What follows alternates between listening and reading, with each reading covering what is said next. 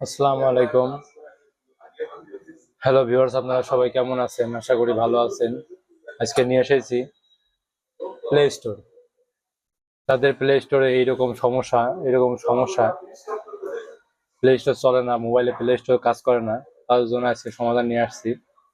আমাদের অ্যাড্রেস থাকবে ডিসক্রিপশনে, অ্যাড্রেস আছে আমাদের এখানে।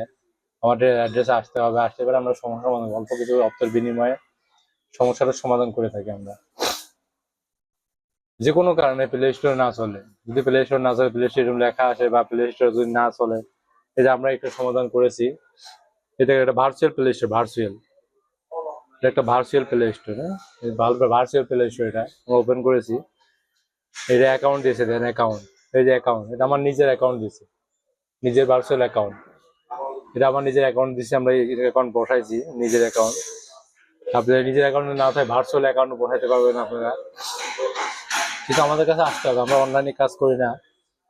আমাদের কাছে আসতে হবে, এখান থেকে আপনি যে কোনো ফাইল ডাউনলোড করতে পারবেন, যে কোনো ফাইল ডাউনলোড করতে পারবেন সহজে, একদম ইজি মেথডস। ওটা